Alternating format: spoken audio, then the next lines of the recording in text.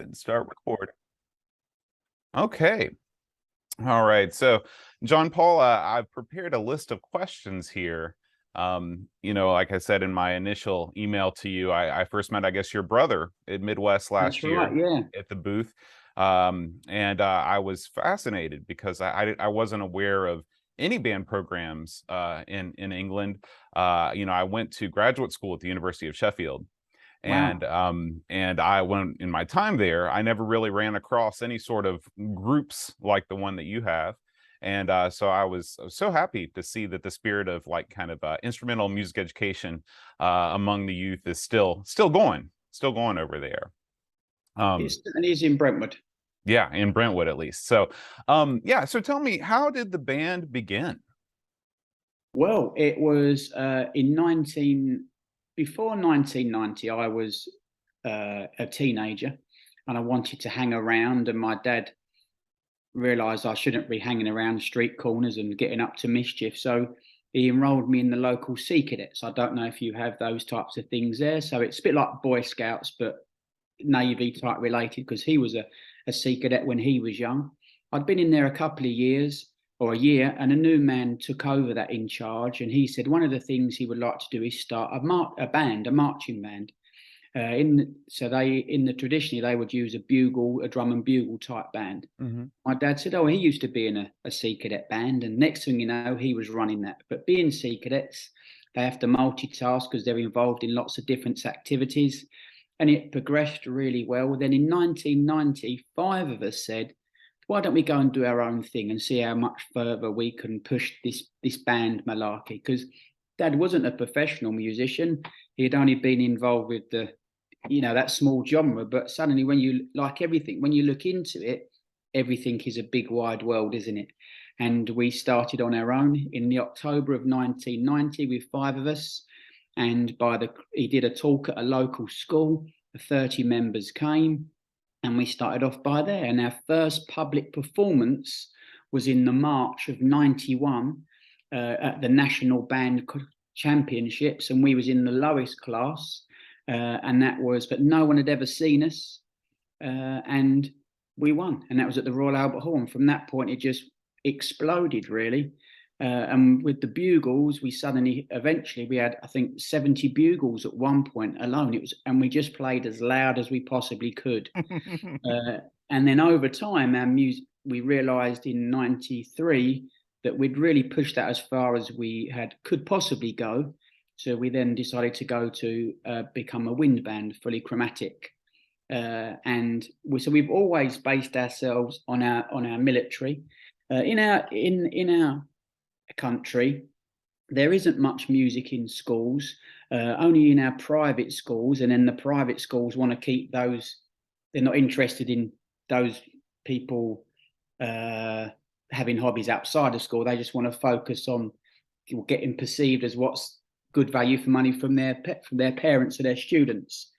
And in the '80s, it was a very big scene here, the marching bands in the '70s and '80s. But during the '80s, this was before we came along, lots of our bands moved away from the traditional format, and they tried to emulate what you guys do with say a marching band, in a field display. Sure. And as a result of that, lots of them folded, and there's only the only ones that have survived were those that didn't go down that route. And the Interesting. reason is because, or I think the reason is because our band, we are a multi-capability type band. So what does that mean? Well, we can do a long parade down the road. Like a couple of weeks ago, we did our Remembrance Day, which I think you call it like Veterans Day, on the 11th of nearest Sunday to the 11th of November. And we was on parade for 90 minutes. Or we could go into a field display, say like the Rose Parade, where we did the band fest there, and do a display. It doesn't necessarily have to be on a football pitch. It could be in a tennis court almost. We've done marching displays actually in like the Victoria and Albert Museum in a very small area. So what we pick is, or we would select a band that was needed for that size. So, and the format we do, it doesn't really matter whether it's 30 in the band or 100. It's the same format. So our army and our military, what they have the same. They have, say the guards have 5 bands.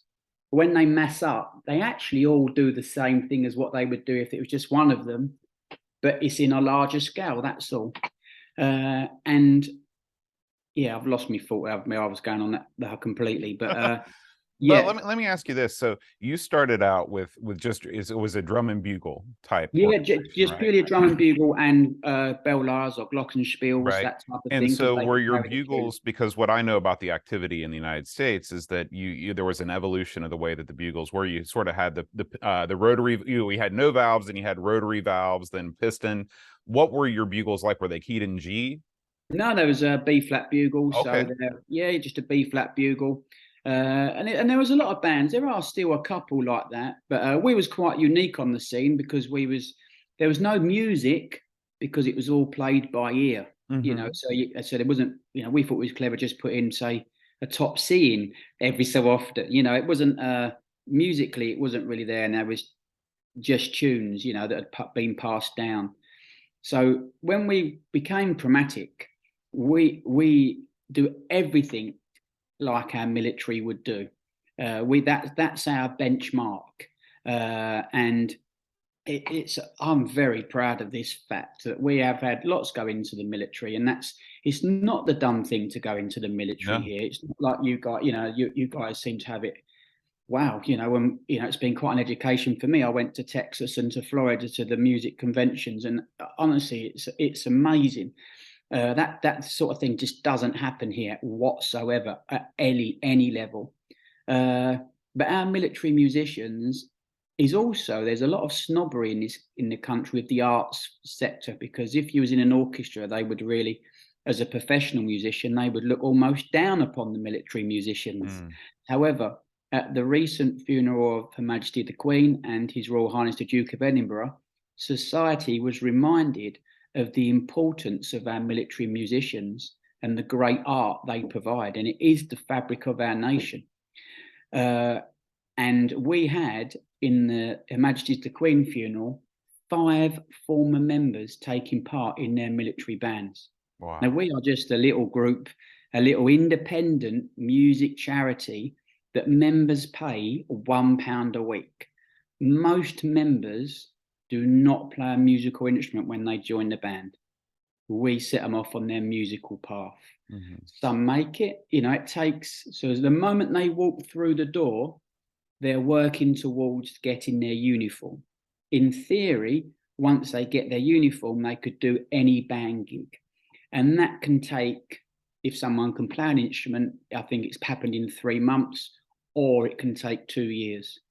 So that's a lot of investment of time and effort into a young person who could then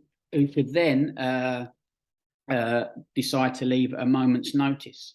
Sure. So how do we stop that? Well, we make it as entertaining and as varied as possible. So if we go back to the multi-capability type gigs, so we can also do the concerts. We can do stand-up concerts with music on our lyres, like a pop-up concert, perhaps go and do a dinner and dance, a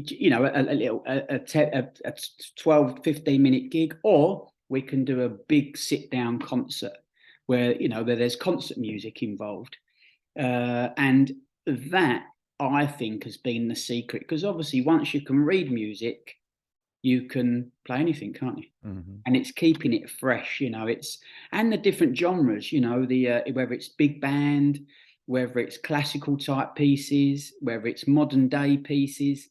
It's keeping that interest, and it's our responsibility, the leadership team, to open those different.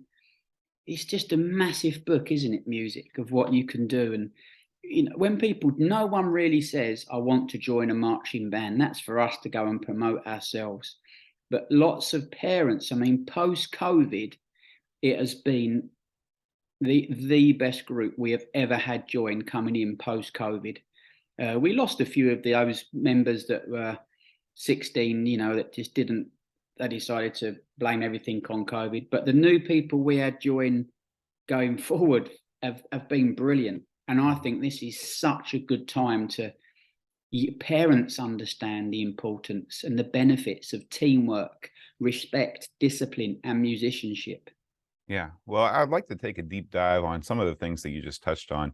The first one is, when you, let's say you get a kid off the street and they don't know anything. They've never played an instrument Yeah, before. They say, I want to be in the band. Okay. yeah. Walk me through your instructional process. What's your method? So what happens now is post-COVID, because we did have a lot of people wanting to join post-COVID. So we quickly ascertained, and our time's valuable, as everyone's time is, and we want to make sure people understand what they're joining. So, say, John, do you have any children? No, no kids. Now, let's say you have a 12-year-old son. Hmm. Yeah, and you email me to say that you'd be interested in finding out more. And I will say, okay, then if you and your son like to come up to band at your set time, I will give you a tour of the building. So, and you have to do that. You have to have that tour before we go forward. You then arrive, and then I give you a tour of the building. As we're having a tour of the building, I'm engaging with your son without you realizing it, as asking him questions, seeing what type of young person he is. Then I'm thinking, has he got any musical experience? Depending on how that is, yes or no. More often than not, it's a no. But on that tour around, we're working out that person's personality. You are the professional music teacher. I'm not a professional. However, I do think that in a large proportion of cases, young people are naturally suited to an instrument on not only their natural abilities of their embouchure, but also their persona. And that's what I think we can assess that very quickly.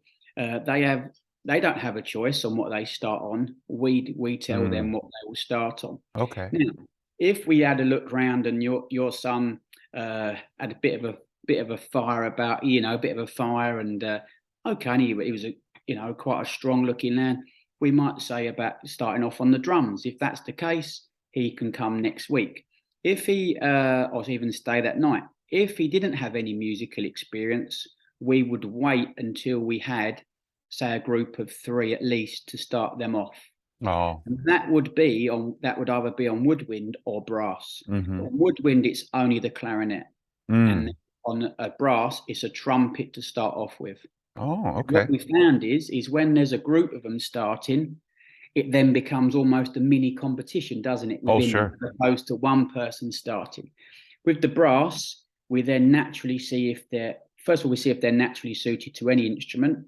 So it might be after a little while, if we needed saxophones. I mean, we've just moved 4 clarinetists onto alto saxes in the last 3 months because we needed that, but they'd already had a music education, so it was easy to make that transfer.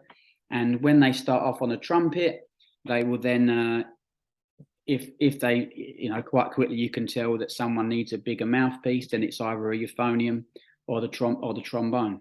Yeah, or the bass if they're big enough. If it's a big lad, he's always going to go on the bass. Yeah, well, that makes a lot of sense to me.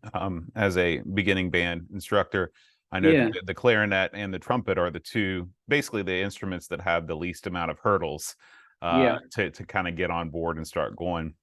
But it's totally different. I mean, that's 180 degrees different than the way that my program works, where the students basically they can choose whatever instrument that they want to play.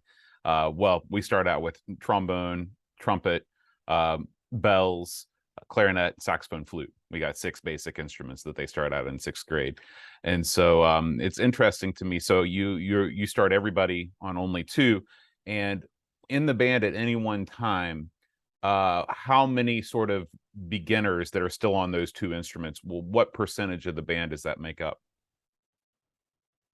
Well, yeah, I mean, that's an interesting question. So what actually happens is, and one of the reasons that is the case is because of we're volunteers. No one gets paid. There's Sure. no expenses, but we do have some great adult teachers that come up to help. Some are professional teachers.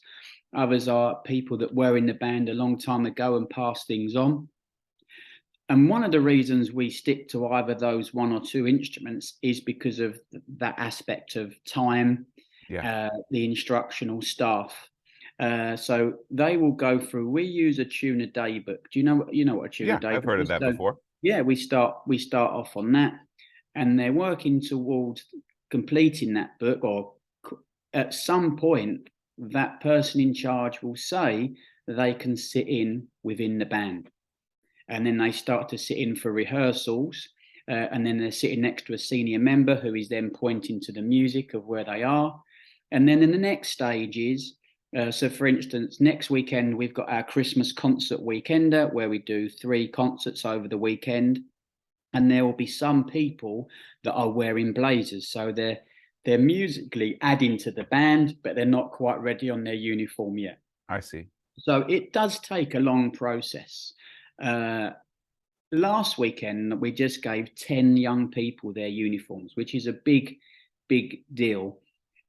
And it's interesting because only by chance I was speaking to various ones of them, and most of them do grades outside of band once they start.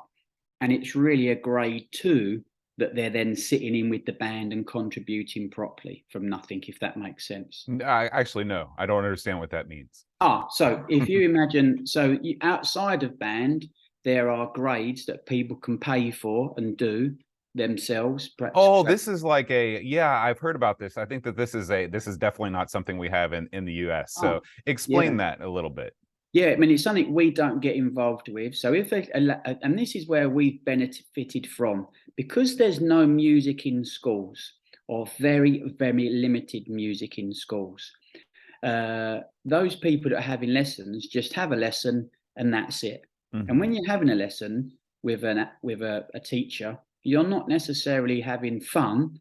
They're Right. just taking you through scales and Mhm. different techniques, which obviously is important, uh, but that doesn't necessarily inspire or infuse someone to You really, don't get any group experience, which is the heart exactly. of why you playing an instrument is fun. Exactly, and performing. So some people in our band have those types of uh, uh, lessons as well, and some. But so those people that are doing grades, it's roughly a grade 2 level before they I start see. So contributing to the band. Yeah, a grade is sort of a nationally recognized exactly. record of attainment. Yeah, And you get a certificate or something like that, and I yeah. assume that you But pay it's some nothing kind to of do with the band. Absolutely, it's nothing to do with the band. But that's to give you an idea.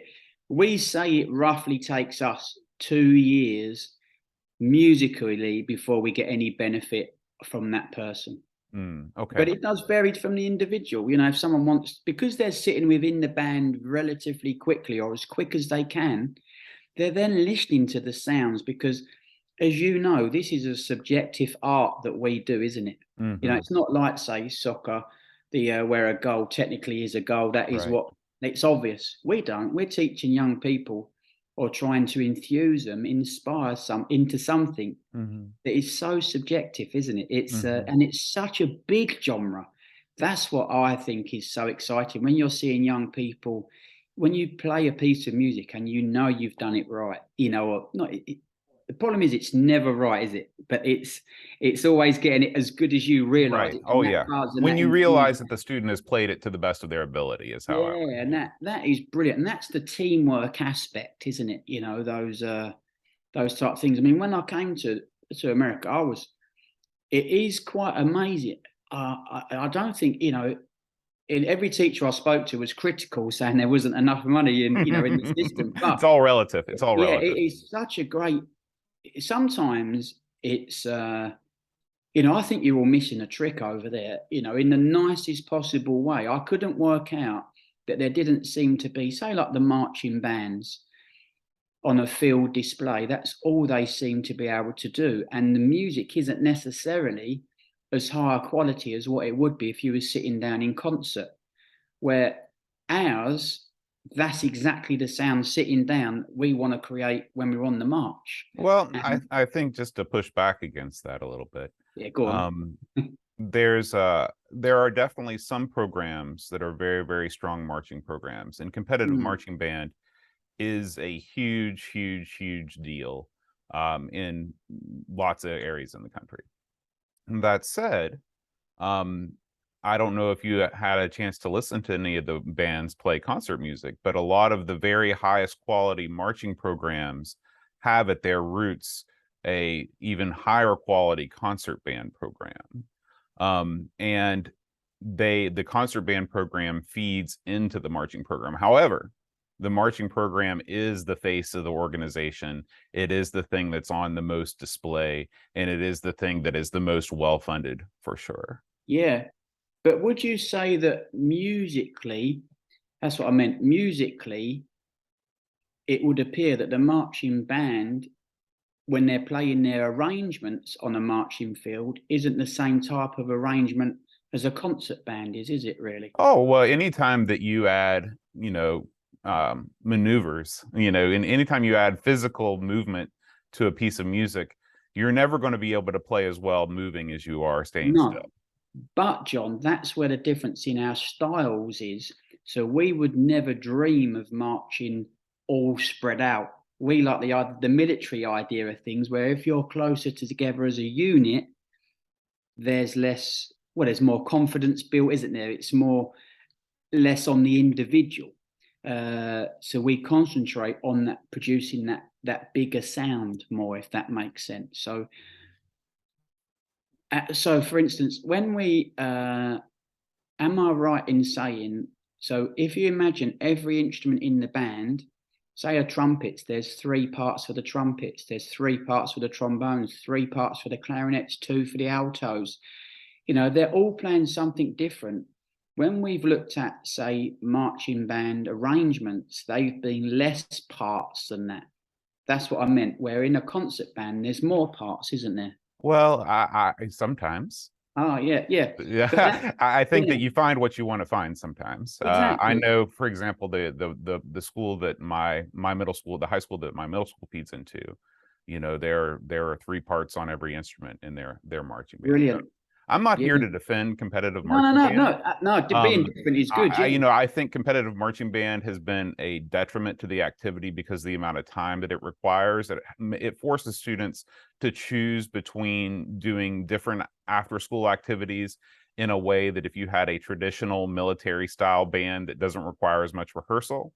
I mean, because you got to realize that to do a competitive marching band show and be competitive, it's a full-time job. It's a absolutely. Yeah, full-time no, job. absolutely. Yeah, And absolutely. but if you look, I mean, I can give you names of programs right now that would blow you away on both the field and in the concert hall. Absolutely, John. But for us, for just 4 hours a Right. week, And that's the that's what it is. difference. You've That's got to do with what the yeah, time that you have. And yeah. I would never, well, there's a lot of reasons why I would never suggest somebody do competitive marching band anyway. I'm not the world's biggest fan, but I think that if you are dealing with a limited amount of time and you're looking to produce the highest quality ensemble possible, doing things in more of a traditional quote military style way is vastly preferable than doing a drum corps Absolutely, style field show. which absolutely right, which goes back to, so those bands in the 80s in the UK that decided to go down an American style route, they could do that because they had so many members. But as those members left, they didn't have anyone feeding up Yes, that could do those exactly. things.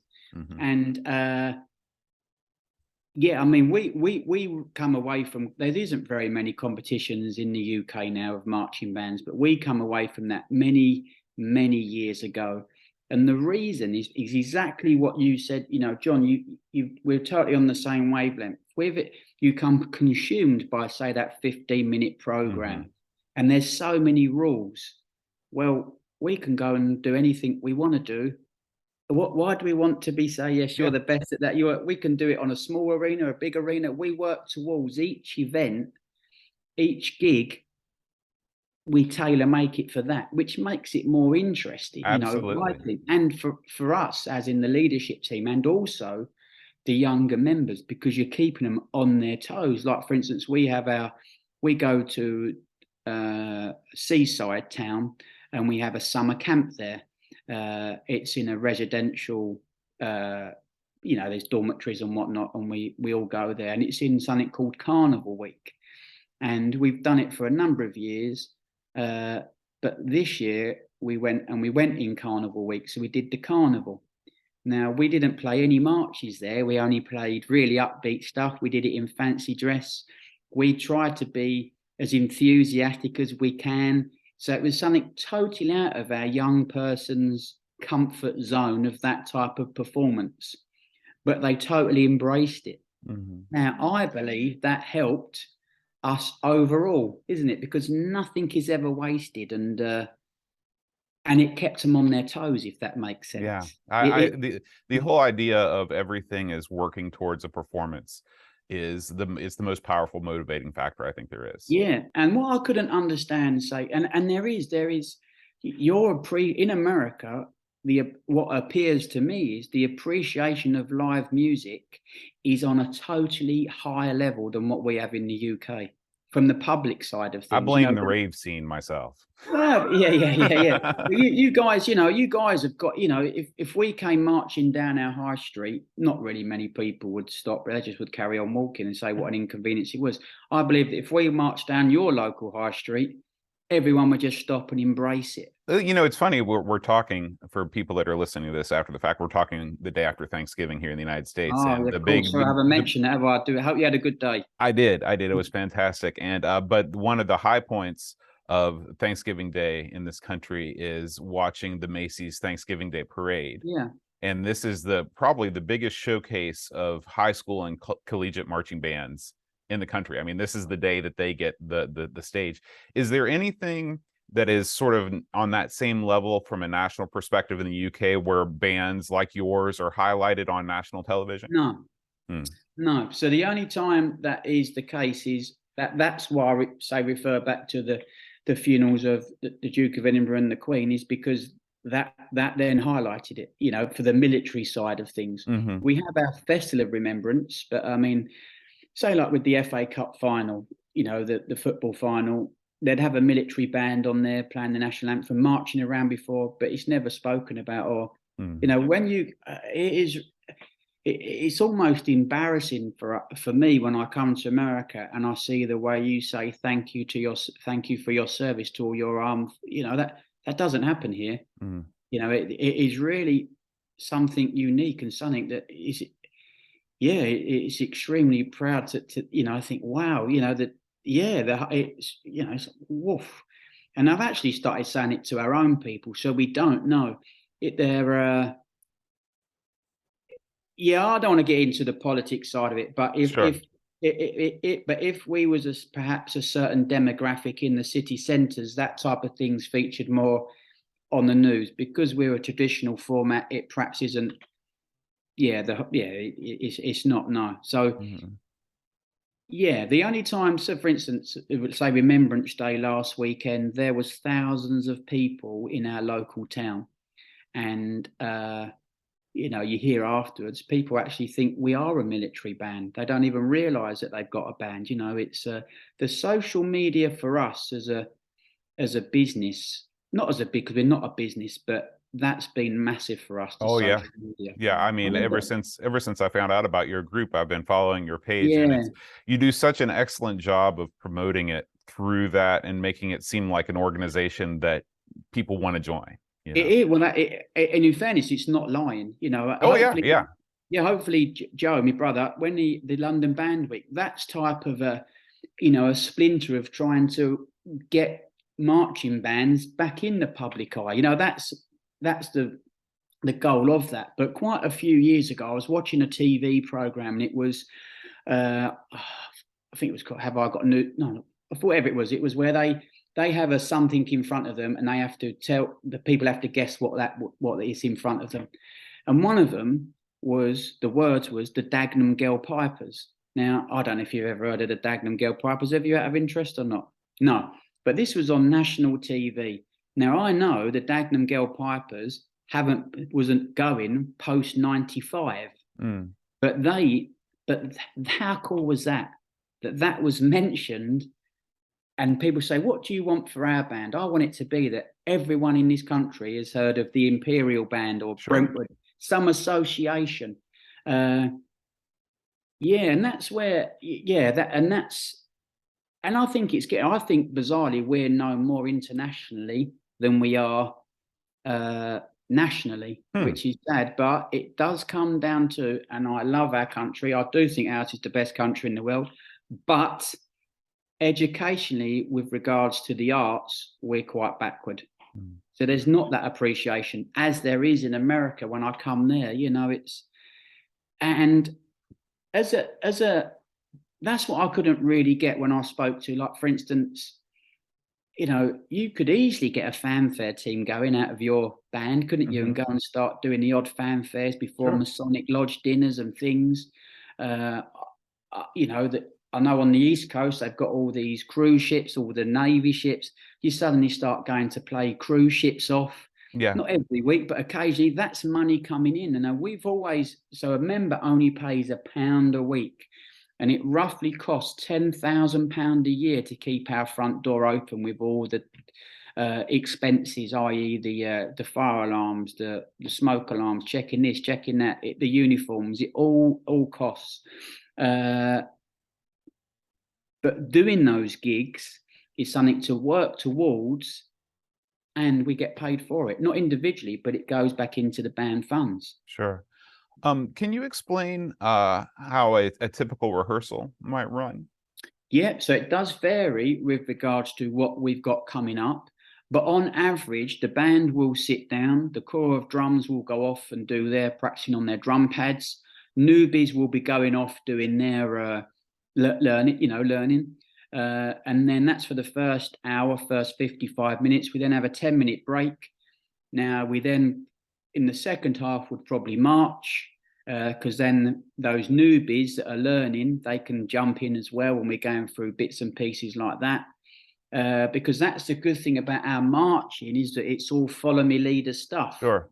as opposed to marching around the field. So very quickly you can get somebody actively doing something, because no one Mhm. wants to sit and just watch. And yeah, and that's how we do that. I mean, this week on the Monday and Wednesday, the band sat down for the whole 2 hours, didn't have a break or nothing. At 5 to 7, they was there, weren't ready to work, and we didn't finish till 9 o'clock, bang on 9 o'clock, because we're getting ready for the concert. Mhm. Are Because you still once a student kind of graduates from that tune a day book and goes into the mass band, are you still using any sort of method books during the regular rehearsal, or are you just rehearsing tunes at that point?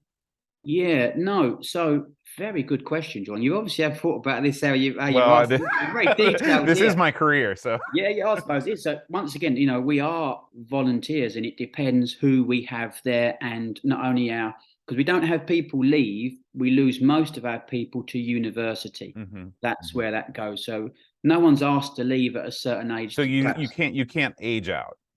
No, because those senior people hopefully would become more involved. So Sure.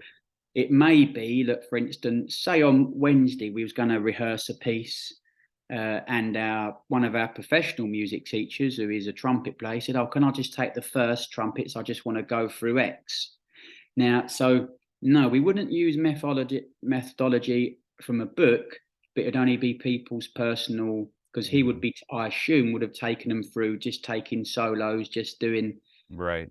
different performance little techniques rather than an actual Mhm. formulated book. So you really don't have time to develop individual musicianship in the time that you have in terms of learning scales and things like that. No, we don't do that. No. So, Mhm. but yeah. So but the advantage of what we do is, if we have someone join the band that say they come up and they say they were grade 5 or 6, you go, wow.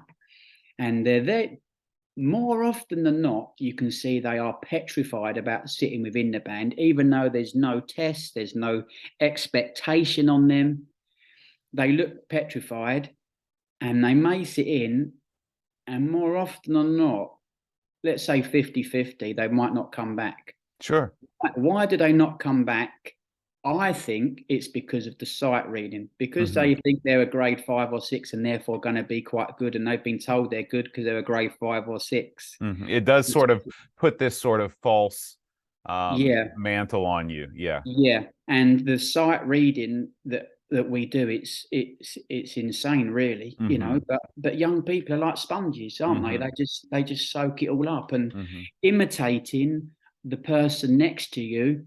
And that person, I love it, looking around the band when you see all the little cogs. It's not just the big cog, is it? It's the Sure. little cogs, all that mechanism of teamwork. That is brilliant.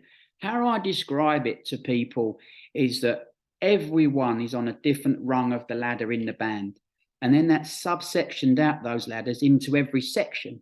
Because we can't have, say, everybody that's older on one instrument. We need to have those people ready. If everyone was really good and at the top of the ladder would fall over, isn't it? Right.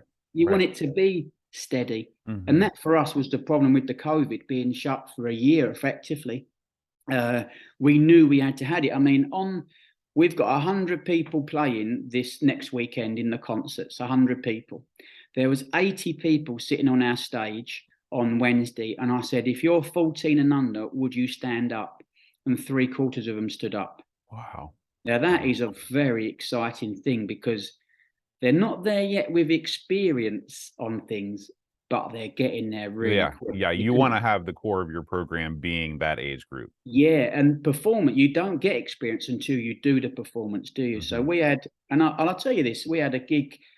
I got asked the week before last week if we would go and drum some an American university basketball team into dinner for their Thanksgiving dinner yesterday. Mm. So and that's the type of the multi-capability type of thing. So I said, Yeah. okay, then what time would you want us on site?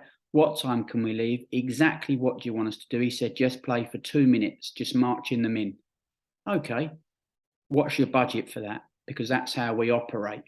What's your budget for that? And he said, no, you tell me. I said, no, you tell me how much you think 3 people is. And he said, £200 a person. So I said, okay, then I will get back to you whether we are capable of doing it. So I quickly go on one of our drummers chats, which obviously I'm a drummer as well.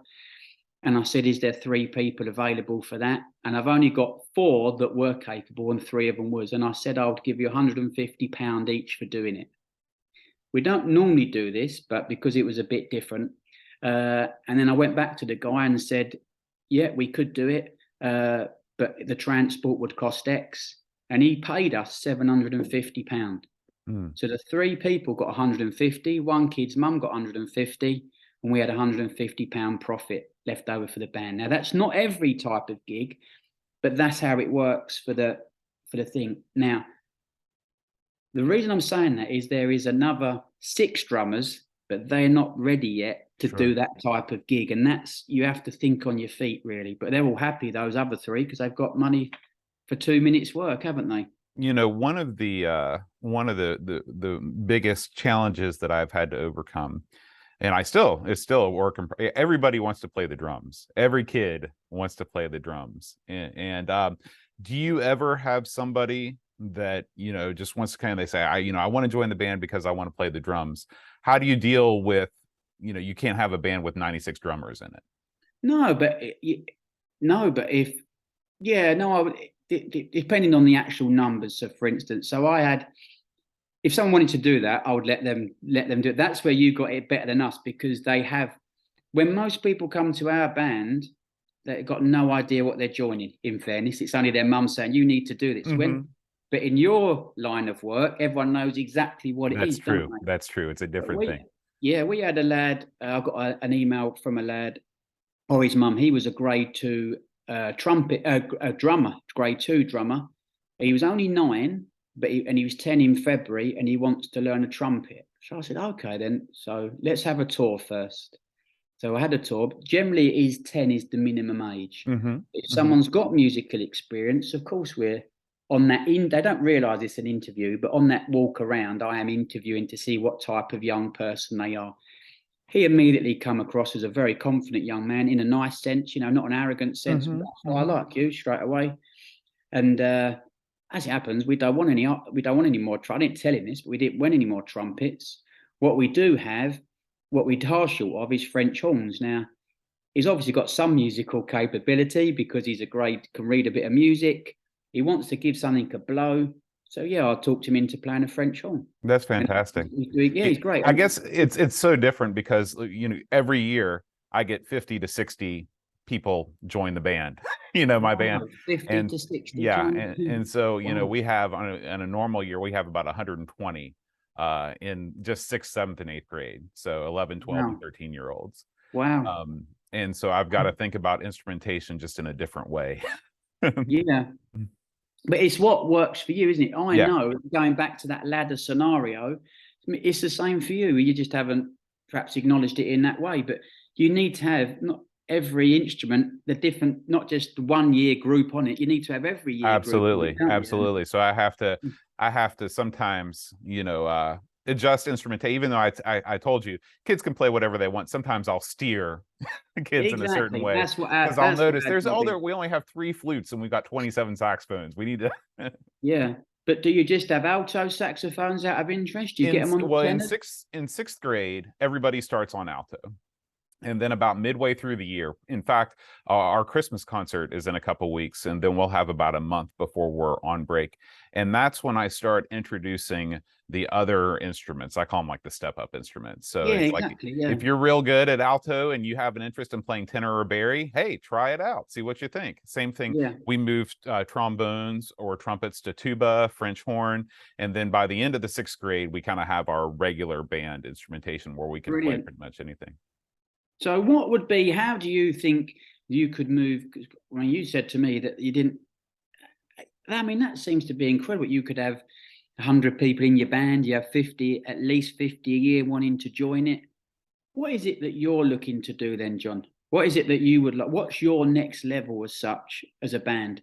Well, to me, I want to make sure that I'm preparing the students for high school because Mm, the gap between what we play in middle school and what is played in high school is pretty wide. And the reason why what that is because in sixth grade is like the beginning band.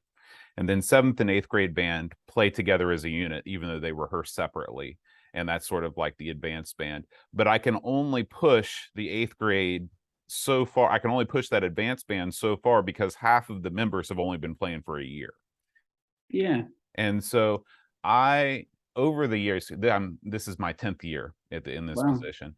And over the years, the thing, and it's funny you mentioned this, the thing that I think has made the most difference is vastly increasing the amount of sight reading that we do. Mm, And instead of trying to play just the most difficult music we can and only putting 3 pieces, out at our yeah. concert, I'd rather play 6 pieces that are a little bit less strenuous, but putting more music in front of the kids. I'm all about Yeah. putting as much music as possible in front of the kids. Yeah. Now it's funny, so tell me this. So behind I can see a guitar. So when we go to Swanage, that's why it's our summer camp, our band camp. Why that's good is that we're all together, and there's different ages. 10 will be the youngest to, an adult as such, or I say 18. We get to practice and rehearse every day. We also, at the end of that week, have a talent show. Hmm. Now, in a talent show, we suddenly discover that little Johnny can dance or Mary can play a guitar. So Hmm. moving it forward, we quickly adapt that. So this year, one of the girls played, do you know the typewriter piece of music when No, they, no. and it's a typewriter, yeah, that does and she did it on a violin. Okay. So moving forward, we thought, okay, then. So I got the hornpipe music, the sailors' hornpipe music. So Hmm. she'd be playing that on the violin, the band would be playing it. And when the drums are in there listening, I had one little 12-year-old that started dancing because it's a very hard thing not to Oh, sure. do. And I said, you do like a bit of dancing? He said, yeah, I'll do a bit of dancing. So I said, will you be all right doing a little dance to this? Then he went, yeah, and he is. I mean, I don't think he's realised what's going to hit him next week when he walks out into the hall. But it's that type of thing, And the year before, we had a lad bring his guitar down. So our encore piece is "Don't Stop Me Now" this year. In the middle of it, he will put his baritone sax down, pick up his electric guitar, and do his bit of Brian May. Hmm. We're not restricted. I don't mean that in a funny way. We haven't got any program, so we've got no requirements. We can do exactly whatever we want to do to have fun and make music. Yeah, that's And fantastic. I Um, think that's quite electrifying, really. Yeah. yeah, and it's we're sort of in the same boat. I really, again, going back to the trouble with so many high school programs is that you get locked into these competitive programs. So in the fall you've got marching band, and that is all encompassing. And then in the spring, yeah, at least in my school, you've got half of the band plays in what's called the show band, which has taken the place of the jazz band. And they are basically the backup band for the show choir, which is another competitive ensemble. Right. And so at the end of the day, if you get involved in these competitive high stakes ensembles where you feel like you have to be the best, you end up, like you said, playing two sets of music. You've got your marching band music and you've Exactly. got your show choir music in the spring, and being able to branch out and just kind of do whatever you want. It's freeing. It's better for the kids because it puts more music and more genres in their hands. But I feel like at least in the middle school, I do as much as I can to give them, like, we have a jazz band at the middle school, which is pretty rare. You don't get a lot of middle Yeah. school programs with jazz bands. And that's where we have, that's where I discover who can play guitar and who can play piano, because normally in a 60 kids that are in band, at least some of them have taken guitar lessons or piano lessons, and sometimes they're Exactly. really good. Exactly. Yeah. Yeah. Yeah. But John, can I just ask you though? But I think that and obviously it's a different thing, but I think, am I right in thinking that the only gigs you do are school related? I We mean, don't get, well, the problem, it's not really a problem. The reality is that there's a culture where you have so many, every school has a band program. yeah, Okay. And so whenever people do need to get paid, like there's gigs that get done by the middle school band rarely gets called upon to play gigs because the middle school band is full of middle school kids. how If old's middle school? Sorry, is that middle 11 school is to 11, 13? 12, 13. Yeah. 11 through 13-year-olds. So you can imagine if you only had your 11 through 13s in the band, how many gigs you get called to play. I mean, there's a different level of musicianship there versus if you have 14 through 18, which is the Of high course. school level. Yeah, of And course. Yeah. so the high school plays, but the high school, I don't think the high school, like the thing that you just described, in America, that would be a college band would play those. I think most of the gigs that you get invited to, collegiate bands would be the ones to do that. Because if you're paying somebody, you want to pay the highest quality musicians there are. And since every single college has a very good marching band or a very good concert band, they're going to be the ones that get called to play gigs. Does that make sense? It does, but it's about how you. So, for instance, if I only had that age group available to me and I wanted gigs to do, what sort of gigs could we do? Well, we could go and play Christmas carols, out the carol books just to collect money for charities. You then advertise that, there's, why not do that? The guard of honor for people arriving for their dinners, or I call it bandograms, actually, that type of Yeah. scenario, Yeah, because absolutely. it's that variety of gig and it all becomes exciting, Yeah, that. and that is something that I want to do more of for sure. Transportation is how do you all handle transportation? Yeah, so each gig is different. So generally it would be if we was, so the gig, the three, someone's mum took them all, and they was all over 18 actually, so that's obviously a different ball game. But other than that, it's coaches. Yeah. Yeah, So and so very, very rarely would it be parents right, involved, because right, parents. and a problem that I run into, and maybe this is just me making excuses, but being a band director, you've got to walk a fine line, especially in middle school, because in middle school, I always tell the kids you can do whatever you want whenever you want. And what that means is that everybody that's in band, most of these kids also play sports. And you have no idea the power of sport. Well, maybe you do. I don't know if you do or not, but sports in this country is what drives the ship. And if you play a sport, you've got practice every day after school and every weekend. And if you miss a practice, you don't play the next game. And it doesn't matter how much I beg to say, if we have a gig on Saturday where we're going to go down to the bookstore and play Christmas carols, I'm going to have, a significant portion of the band not there because they've got a practice or a game that they can't miss because their coach will not allow them to miss. Is that something that you run into with your group? So obviously ours is a voluntary group outside of school activities, and I personally do believe that in this country, outside school activities are paramount for a young person's personal development. So we expect people to come Monday and a Wednesday. If little Johnny comes to band and he's never played an instrument before and says he could only come once a week, I would say to him, and I do say to him, then band's not really for you, because you're never going to be able to make that. Because if you come twice a week, I know you've been practicing twice a week as opposed to Sure, not. absolutely. We have the one gig we say you have to attend is Remembrance Day. And if you don't, then you get asked to leave. However, on the last week, there was one girl that was running bizarrely at the national championships, the 1500, and of course she can go and do that. You know, that's obviously hard. There is some discretion. And I had a girl that was she's a Catholic girl, and was doing a confirmation thing, you know, a retreat type thing. Of course, you can go and do that, you know, but as a rule, that's the one. Right. So when if people were in another club, if that clashes and they decide to do that as opposed to band on Remembrance Day, that's it. It's finished, and it is. You know, it's because. Well, I think the big difference is that band is it's completely the opposite. It is a school. It is a curricular class. It is a class you get a grade for, and so I'm limited. I cannot say if you don't come to this gig, you're out. You know, I don't have that kind of power. I only say that for one gig, but sorry, John. But one of the great things about doing gigs isn't necessarily the gig itself. It's the coach trip, as bizarre as that sounds. Oh yeah, absolutely. You know, the young people are getting out, they're relaxed. You know, when we went on a coach for the first time post-COVID, it was with a completely almost a new band, because we went to Windsor Castle to see Changing of the Guard, and we got to go into Windsor Castle and stay on top of the turrets effectively.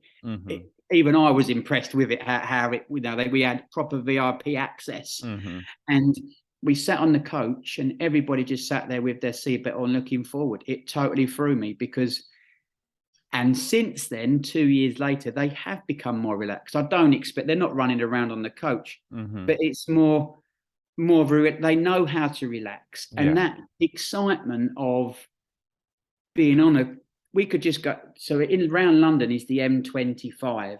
And my dad always used to say, we could go on a band coach and just go the whole way around the M25 and everyone would have a good time. And that's what it is. Is it cheap? I mean, how much are you paying for your transportation? We don't pay. We would, so if you phoned us up and said you wanted a band to go and do a county show, for instance, then I would ask you what the budget was. And then is that plus, you know, I would work out how much the coaches are, but roughly it's about £800 a day. For a coach, but we don't pay that, they pay that. Right. And I mean, that's just not going to happen around here. Nobody is going to pay $800 for a middle school band to come in and play for them. Yeah, not yet. Not yet. I mean, I would say it's just how you know, that's why, have you looked at that's why I didn't want to say it at the beginning, but we look at our band as a business with our online profile. So we had our website. If you haven't looked at the website, someone who did my shop website, we asked him to overhaul it completely. It is about, you know, it's interesting, you as an outsider saying it's about having, I forget what you said, about having fun, wasn't it? But you said about people making it as if people want to join it. Oh yeah, certainly. But it's also targeted at potential clients. You know, our online footprint is very important. And okay, I don't know where you live, I don't know the demographic. But if you had perhaps an online footprint that did promote some of the things, you'd be surprised.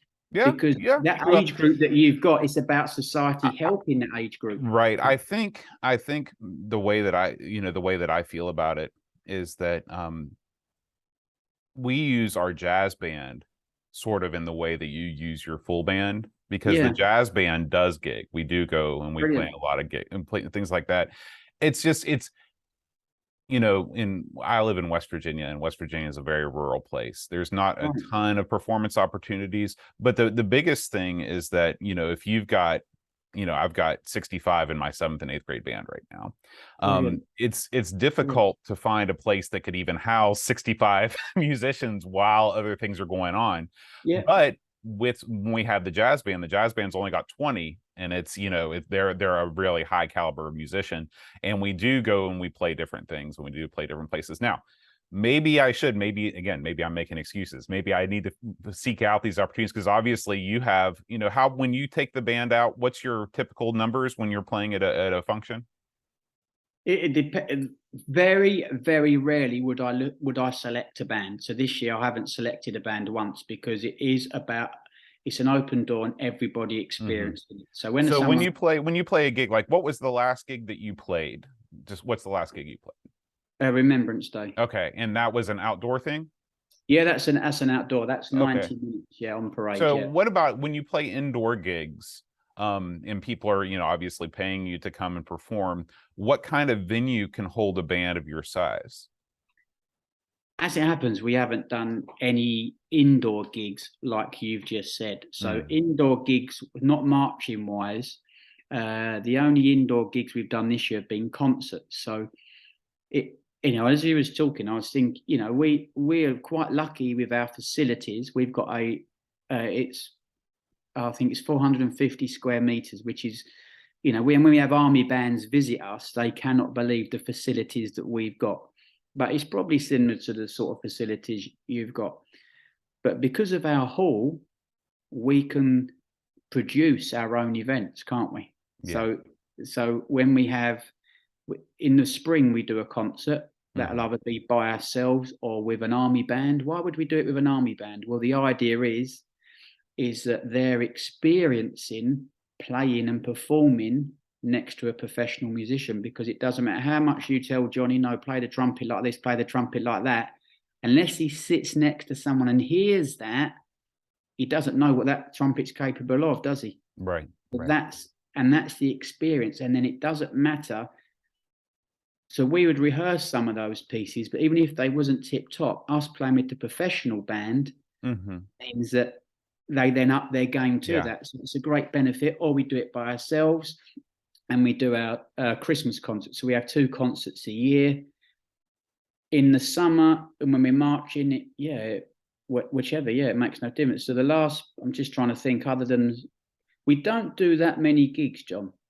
We don't do that many, but what we do, we make every effort and before that, it was actually, no, I'll tell a lie, we went to France. In September, we went to France. We did 2 liberation parades, and then we did a tattoo. So a tattoo is like a band show, and you have 15, I had 15 minutes to be on and off finished, and then generally a mash bands finale, and that was in a sports arena, a sports hall.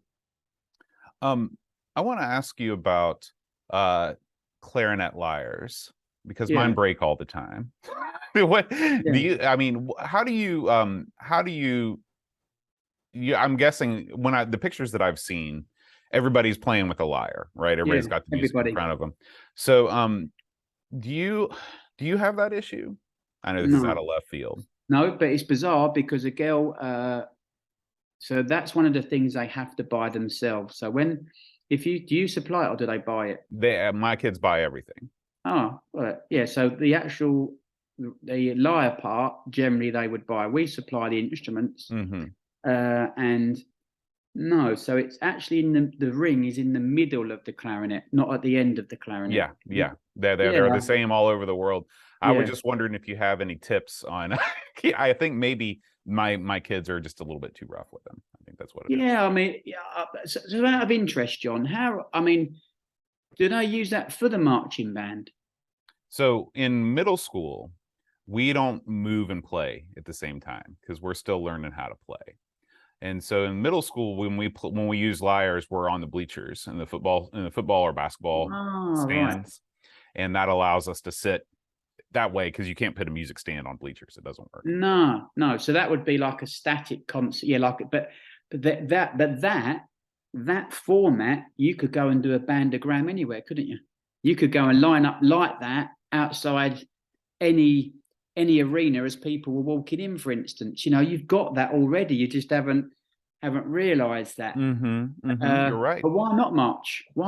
Give it a go? Well, because I've tried it, and at the end of the day, I would rather use that instructional time Yeah, towards absolutely. Yeah. improving their sound, because what I've discovered is that um, it takes a long time to produce a characteristic tone on an instrument. Yeah. And we're playing the long game here in the And you haven't US. got that, have you? Because you've only got them for 3 I've years, only haven't got them for you? 3 Yeah, years, and they've got absolutely. Yeah, 4 no, I get it. years. They've got 4 years after middle school to completely march their butts off. Yeah. So I'm all about making sure that their musicianship is up to snuff. If Yeah. we started if we started band back in the old days, back in the 70s and 80s, which was also sort of the height of the band programs here in the United States, you Mm. started band in elementary school in third or fourth grade. And there was a different school system. There was a junior high system. So third, fourth, fifth, and sixth grade was elementary. Seventh, eighth, ninth was junior high, and then 10th through 12th was high school. So by the time they got to seventh grade, they'd already been playing their instruments for 4 years, and you could hit the ground running with a junior high marching band. Of course. But these days, in sixth grade, they know nothing, and they land in my room the first year. And so we're starting from scratch there.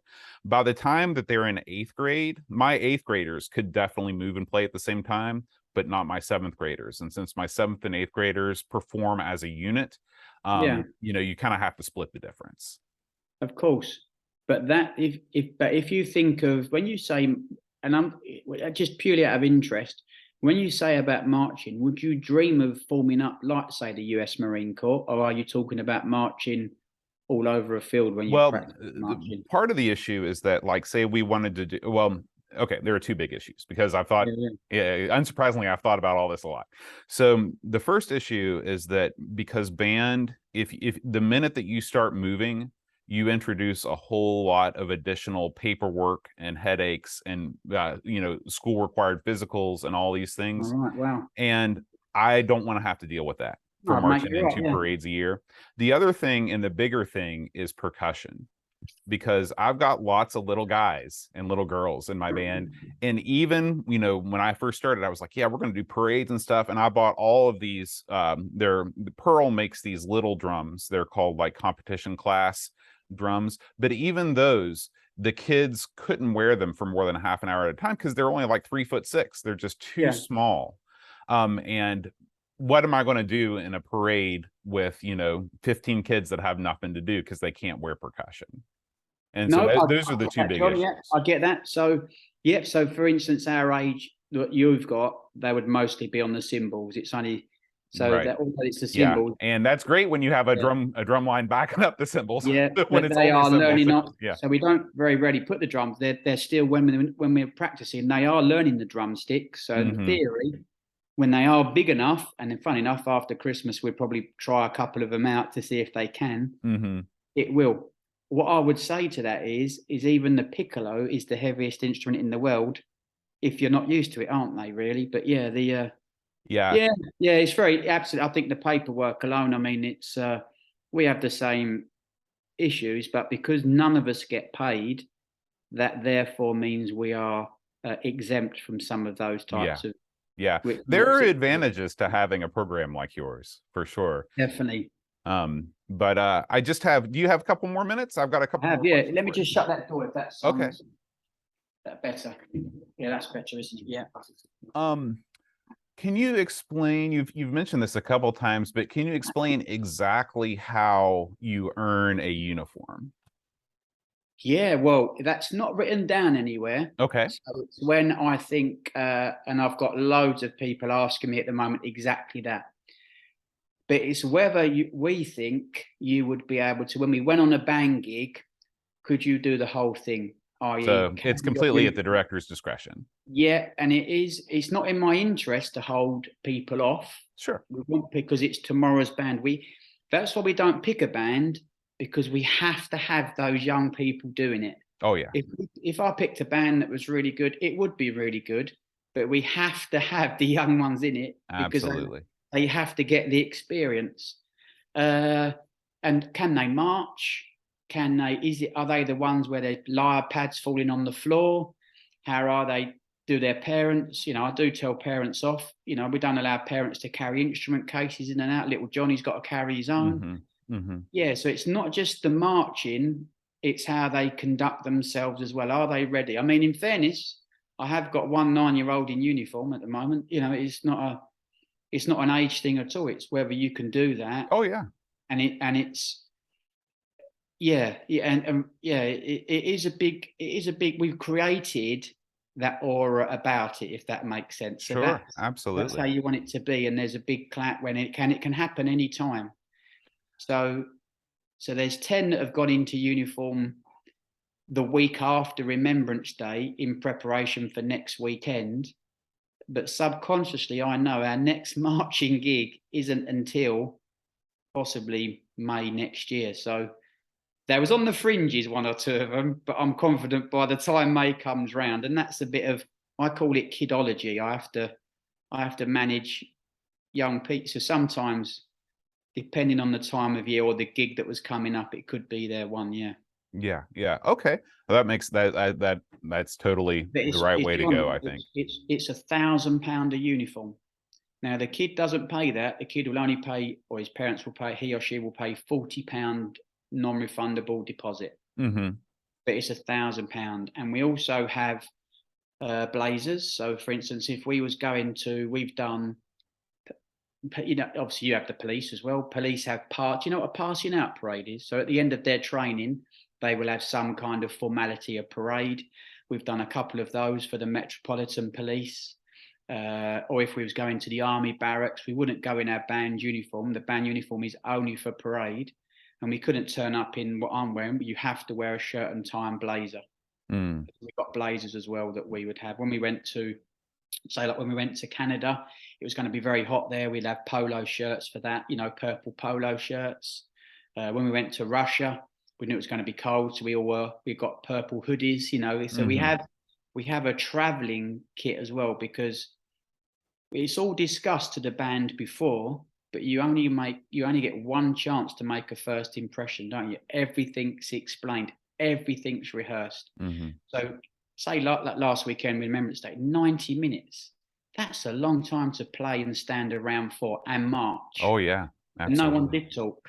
No one. And when we got to the War Memorial, the vicars decided to change the order of things. We Mm. got the book and it was like, my goodness, that's not what we'd agreed. Mm. But once again, you told everybody and they acted on it. So that, when we go back to, and it's funny because there are 3 or 4 words that you can just say, but the teamwork, respect, discipline, musicianship, they're actually 4 very big words, aren't they, in their own Hmm. right? And how do you teach that? It's not, once again, it's subjective. I want it so everyone knows what I'm thinking, if that makes sense. Right. It's not easy, but Right. they get it. Yeah, they get it. So how did you where did they obviously you've got a certain amount of uniforms.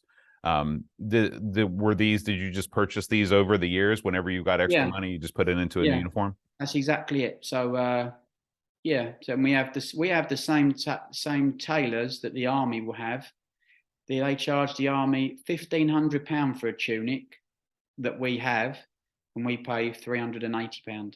Yeah, And it's that's still exactly, crazy. I mean, yeah, no, I can't think of any.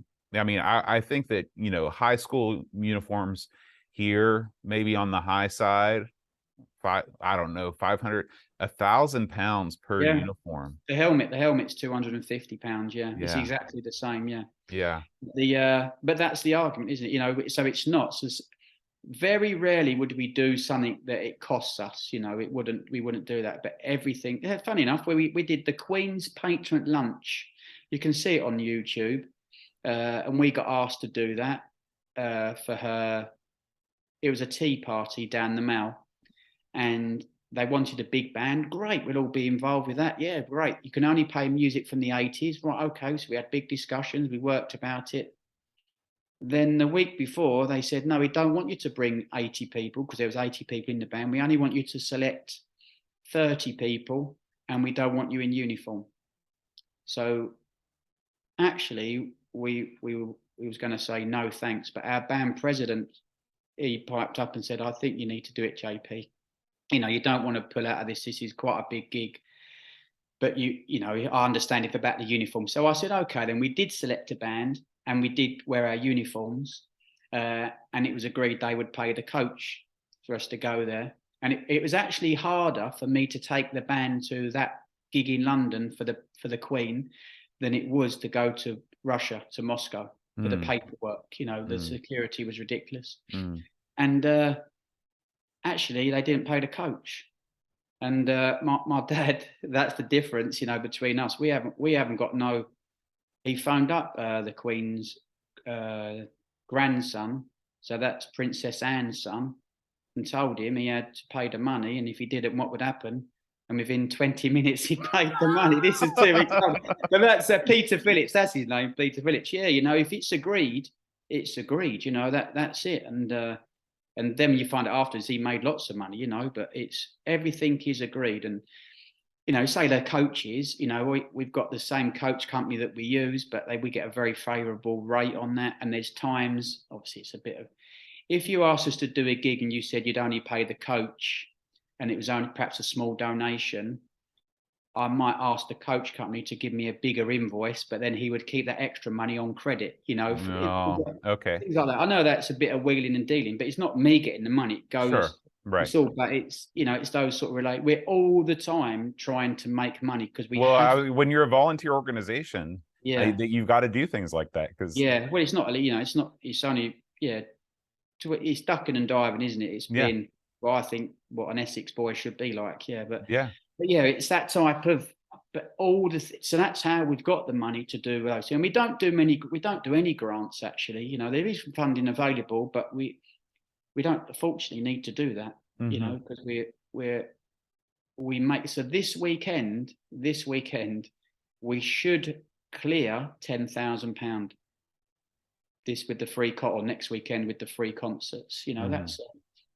that's a lot of money. Where are your instruments coming from? So now that's what I couldn't get over actually when I went to especially the Texas one compared to Texas, Florida. well, you got to realize, first of all, Texas operates on a whole different level Is than it? literally I just everyone else in couldn't. America. So don't assume that everywhere Oh, in America is like right. Texas. That's just- They are bigger and better in every way.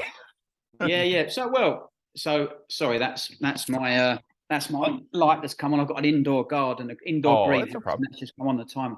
Yeah. So no, instruments wise. So if little Johnny comes in, we're not going to give him an expensive trumpet or an expensive Right. instrument. Once again, that's part of the uniform process that he can now look after. And it's interesting, you know, you said about, so one of the reasons predominantly I would put smaller boys on a trumpet rather than a clarinet, because clarinets are always going wrong because of the woodwind. A Hmm. trumpet is rather robust. So if Yeah, it's that it'll sort of stand up to persona, some, abuse. Yeah. exactly, Hmm. exactly. So, but once they progress, then their instrument will improve. You know, so we don't. No, we don't. Very rarely would we need to buy an instrument, and if we was buying one, I'd probably buy a second hand Hmm. of a quality. So you don't your instruments don't all come from, it's not like you got to deal with a supplier No, somewhere. They're just coming from no. wherever. Yeah, but if there's, last year I did buy 4 clarinets, as bizarre as that sounds, but because what happens is parents can't believe it's only £1 a week. So after next weekend, the new parents will be in a state of shock. I know that sounds quite a statement to make when they see little Johnny and Mary on the stage in the big production, because they're used to a school concert, which isn't necessarily in this country produced. It's, oh, you do a little bit of this, you do a little bit of that. Ours is like a proper show, a proper production. It's Hmm. everything's rehearsed. Who's standing up when? You know, how you're going to get from there to there. Everything is rehearsed, and they are always shocked. So they're very keen parents for them to stay in the band, and you will get someone say, "Oh, I'm going to get an instrument," you know, and then they realise that they get a higher quality. You know, their parents buy them, but yeah, no, we got. I think there's, So yeah, what percentage of your band members own their own instrument? 10. Wow. Yeah, Unbelievable. yeah, because yeah, not very many. So yeah, none of. I think two of the altos. Yeah, 10%. Yeah, so that no one's bought a tenor sax or a barry sax. No one's bought a tuba. Yeah. So that's No it's one's completely it's trombone. completely flipped from my program. 90% of my students own their own instrument. Yeah, Yeah. yeah, that's a big difference. So we're all about. So for instance, you know, we are open to all. So there obviously are young people that come from poor families. So when we say we went to Swanage, that did cost money, but there'd be some people that, yeah, you'd cover that anyway. You'd know if people are genuine. But when we go to France, we went to France in September. That was free for the band. It didn't cost you anything, and it didn't cost you anything. That the producer for these tattoos paid for it all, and we actually came back with £1,500 profit. Wow. And the coach was £4,000. Wow. That's unbelievable. But in Europe, in France, they get a lot of European funding for that from the EU. You know, so the continental Europe, the way that they handle the arts, you would say, is different than in England. Oh, massively different. Yeah. So they look at us and cannot believe that we've got so many young people, because they can't have young people. They only have adults. Really? Yeah. Yeah, they're not. And it's funny. You would be able to if you was to hear them, but people don't believe. People that aren't musical don't believe me. But when we go to Europe, I can hear a band up the road and I can tell you that's a French band. I could tell you that's a Dutch band. I could tell you that's a German band. If it was the US Air Force band, you can hear the difference in how it lines up, why it's lined up a certain way, and the type of music they're playing, not the name of the song, but how it's written. You can just hear certain things of it. But that's and that's why, you know, funny enough, I've looked today. We march in our sort of display. We march around, then we play a static piece. And this year, last couple of years, we've done sing, sing, sing. Have you seen that Japanese band? Yeah. Yeah, they did it, and we thought, yeah, we'll have some of that, and we do a little bit of movement to it. And, nothing like they do. Is that the all girl band? Is that the one you're talking about? Yeah. Well, I this morning, for instance, I was looking at it. Someone had posted somewhere, and I went and clicked on something else. And one of the pieces they played on the march was In the Mood. So I thought, that's interesting. So I typed in the Mood marching band on YouTube, and there's actually a US Air Force band playing it in 2004 in Suffolk, in this country. And it was, yeah, that's the piece we should play next year as our static piece, because there is so much you can do with that. And the US Air Force band was spot on, you know, and it is all there for you. That's the thing. Honestly, I can't work out. Yeah, I think you're all missing a trick on not copying your, you know, that in the Edinburgh Tattoo this year, the best band there was the US Army Field Band. Now, how they did it, and we will try this. They had one tube, the tubers come on, and they was playing the bass part for Seven Nation Army. And then they're playing it, and then everyone just run on and then went into it. And I thought, yeah, we could do that. Well, you know? you have to also remember that America is so much bigger than the music education shows that you've been to. Yeah. And there's a lot more going on in music education than what you've seen. Yeah. So there are programs, especially in the South, you've got to look at different areas of the country do things in different ways. Oh, yeah. And the highest profile groups are going to be like the BOA, the Bands of America, core style, you know, competitive marching bands. They are the ones that attract the most attention because it is the grandest show. But there are just as many programs, depending on where you are in the country, that do things sort of in that more militaristic style way. They just don't get as much press. And I think it's because all of these, you know, high school band directors, they, you know, unless you grow up in a program like that, they all want to be this, you know, competitive core style marching band thing. But when you get into the universities, really that's where the big change happens. So have you ever seen like any of do you know what HBCUs are? These are historically black colleges and universities. Yeah, without a doubt. Yeah, I mean, you've got that drum line, isn't it? Drum line. Right. So like there's tons of bands that are like that fly under the radar, and they're not only black bands, but like white bands that copy their style. Like where I went to college, they're basically an HBCU band that has very few black members.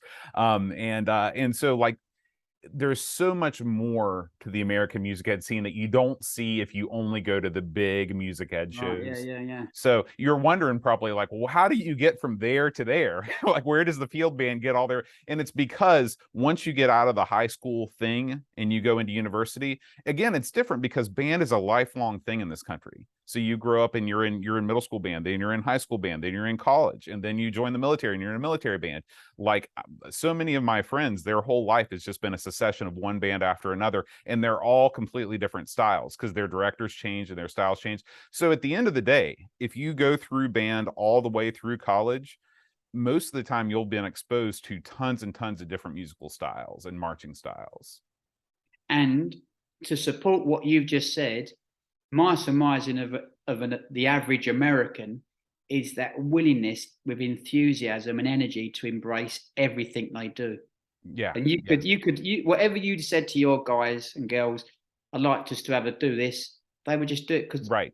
the American enthusiasm for just doing stuff is just There's brilliant. a lot of things wrong with this country, but I think that we are pretty enthusiastic about like what we Fantastic. And yeah. give it a go, and give it a go 110%. I look and it's so envious. But that getting, when we went, like I said about Swanage, that was a big step for us to get out of comfort zones. But yeah, that's all the time we're looking. And so getting back to in the mood, you think, yeah, do you know what? After Christmas, I'll have a look on Monday to see if we've got that in the library on a March card format. And if not, I'll see if we can get it from somewhere and we'll play about with it. And yeah, just giving it a go. And it's pushing. I think I don't know what it's called, but there's a graph, isn't there, where it's just like a spider's web. And I think that's a great thing. So if you had the band in the middle or the person, the musician, you want them to be good at everything, don't you, all the way around? Because and it's our job to make our musicians and band members as filling as we can, can't we? Not Absolutely. just have it really good at this. We want it to be all the way around that, don't we? 100%. 100%. How big of an area do you pull from? I'm not really familiar with the Essex No, area. I mean, do you pull from places like as far away as London? no.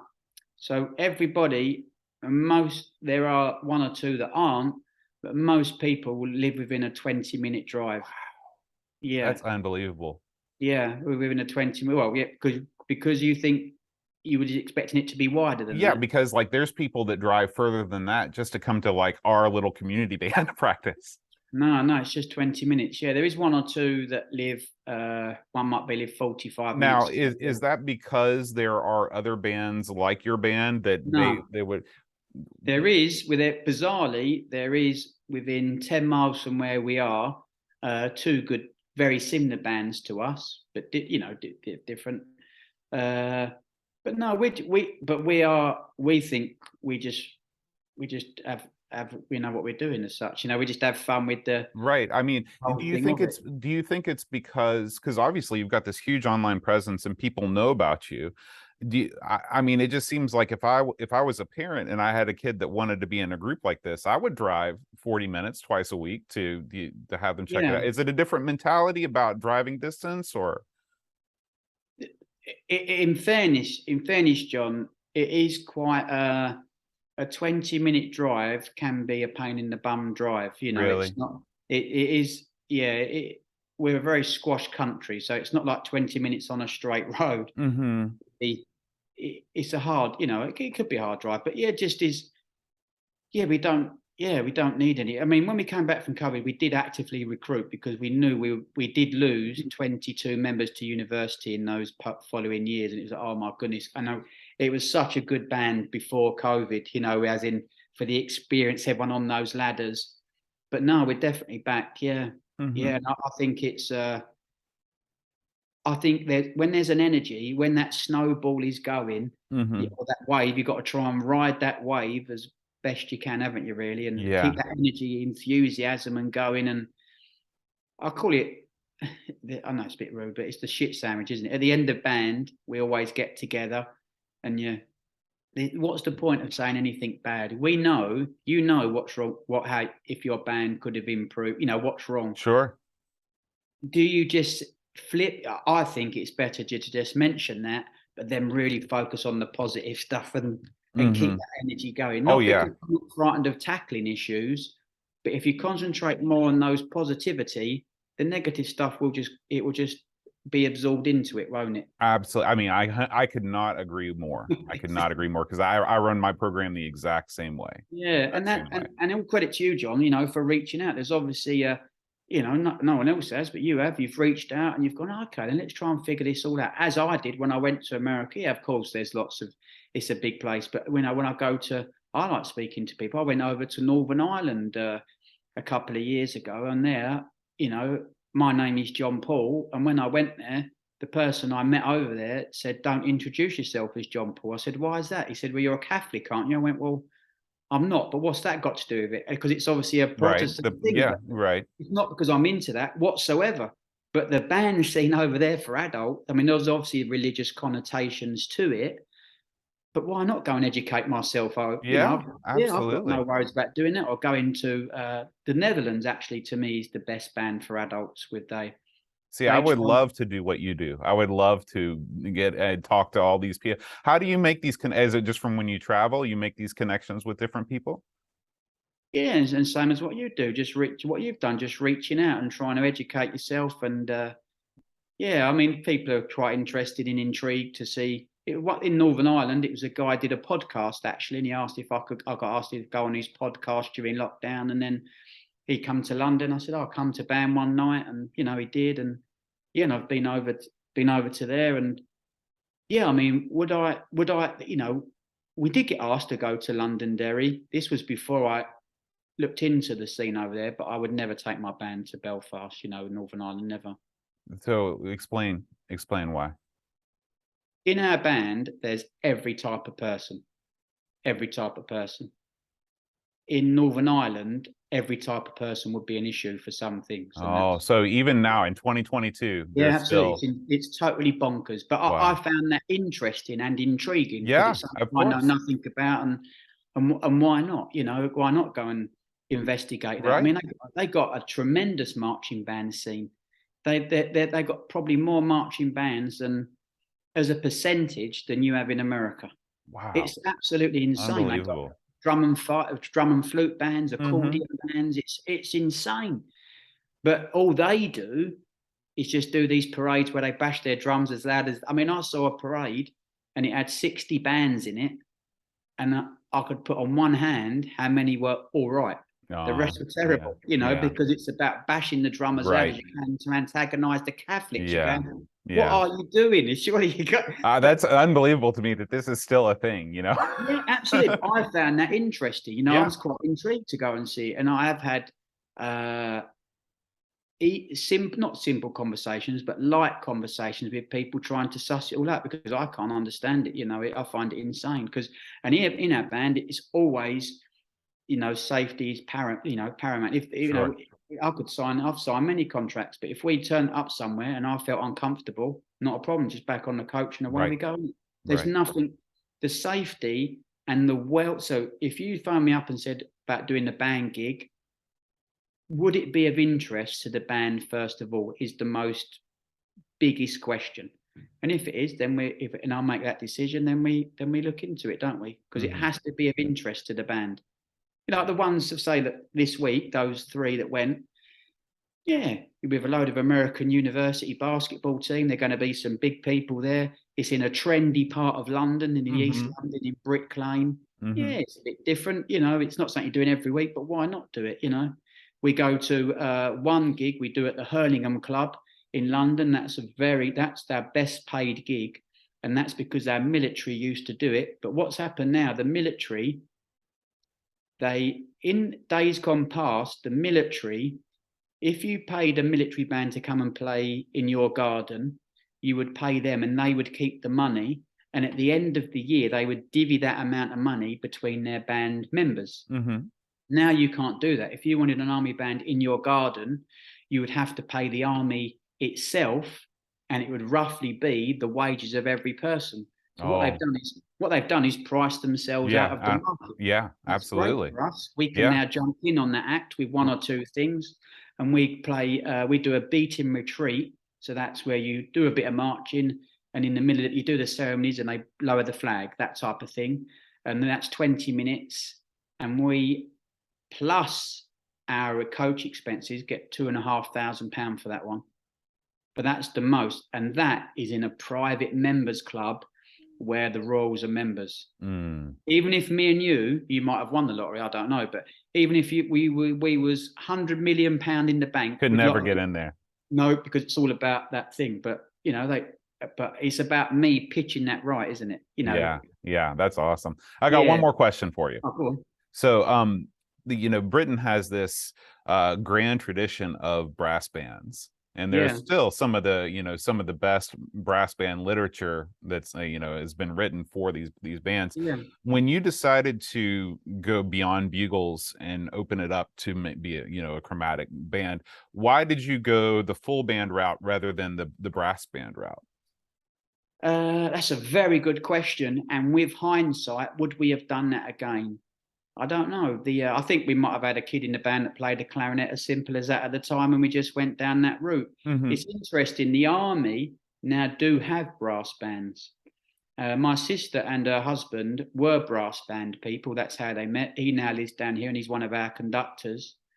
And the brass band scene, it's funny. It's a bit similar to the marching band scene of the 80s. Mm. They're consumed by doing Yeah, competitions yeah. and these test pieces, Hmm. and therefore they only have, say, a band of, I don't know what the number is, say it's 25, Pretty but small. that's it. They haven't.